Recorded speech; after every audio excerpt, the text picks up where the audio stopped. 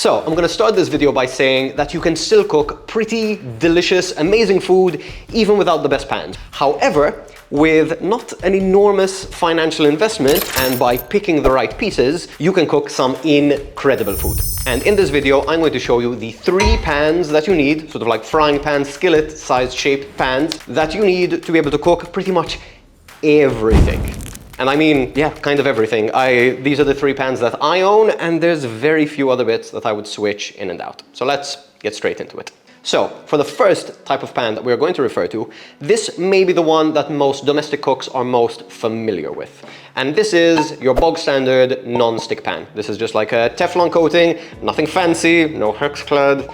And this pan is actually made of aluminium. This is the first material we're going to be talking about. As far as aluminium goes, it is what I would describe as one of the less durable materials that a pan can be made of, but for all the intents and purposes that I use my non-stick pan for, it is absolutely perfect because it is very lightweight, it's very easy to use, and it is very, very quick to heat up. It doesn't hold heat incredibly well, but I mostly use this non-stick pan for more delicate cooking. So things like eggs, whether they're being scrambled or sunny side up, non-stick makes your life super, super easy.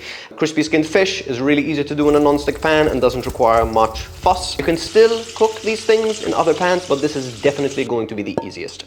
Also, if you're looking for hassle-free, stress-free cooking, you come home wasted at 5 in the morning and want to put some food together and not have an absolute disaster, non-stick is nice and safe and easy. I will link this specific pan down in the description. These pans, I believe this is Tramontina, the brand. It's used in restaurant kitchens all over the world. It is great. You can take off this rubberized handle and it's relatively oven safe. Has a max temperature of only about 260 degrees. So you don't want to get it ripping hot. So for like any steaks that you want to cook at super high heat, this is not your go-to. Use this for delicate cooking, for lower temperature cooking, but you can still get a ton of usage out of this pan. Having said that, I think these next 2 pans are much, much cooler and much more fun to cook inside of. For our next category of pan, now this is what I would call a fun piece of cookware. What I've got over here is a cast iron skillet. This is made by Lodge. This is actually a super inexpensive pan. Oh, one more thing, sorry, we're going to jump back to the previous video. That pan is probably about $25 to $30, depending on where you are in the world, but yeah, affiliate link down in the description. Back to cast iron. So yes, this is a super inexpensive pan. I think this was maybe like a €35 purchase. I bought this locally from Fafa Trading. We'll link in the description, and we'll also include an Amazon link. But yeah, this is super, super heavy duty. It takes a while to heat up, but because it's so thick and heavy, it retains heat amazingly well. You can cook at very high temperatures, so far north of 260 degrees. Anything that you want super high heat, you want to get a really nice color on, this is perfect. You want to saute vegetables, you want to sear a really nice piece of steak. Even for fish, I'll put down a sheet of baking paper on top of something like this. It's magically non-stick. Speaking of non-stick,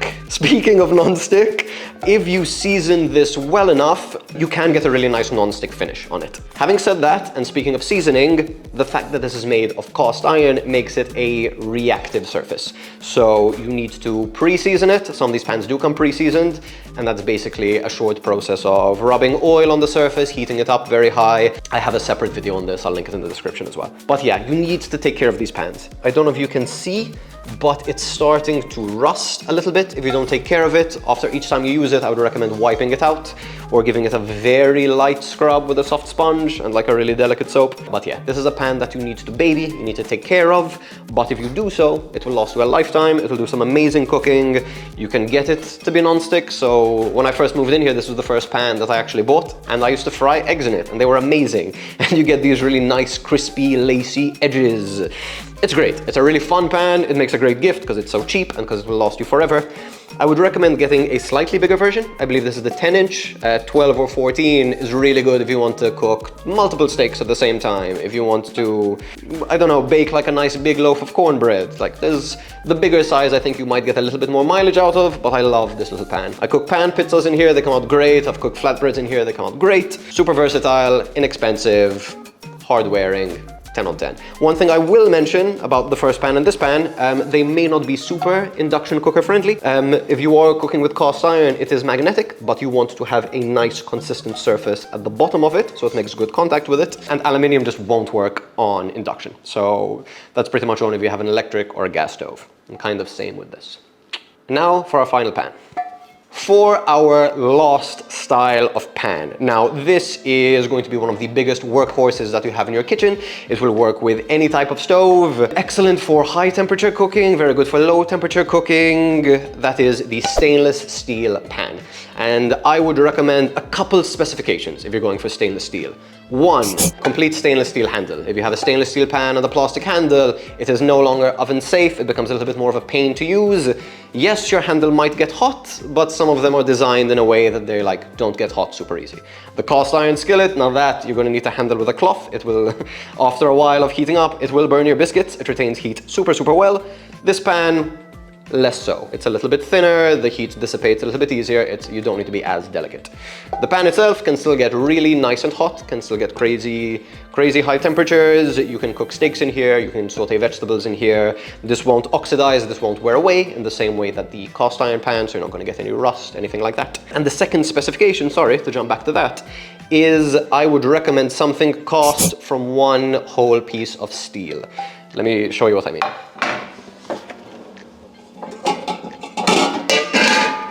So this is a generic stainless steel pot that the old owners of the apartment kind of left behind.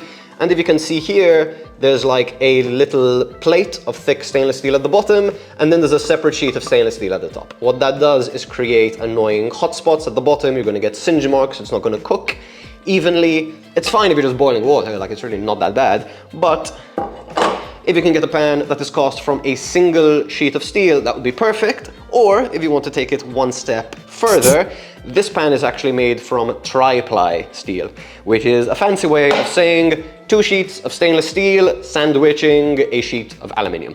What this does, it gives it all the hard wearing, heavy duty, this won't bend or break properties that stainless steel will give you, with the quick heat distribution and lightweightedness of aluminium. So you kind of get best of both worlds. This actually came in a set, and the full review of that set will be coming out in a video very soon.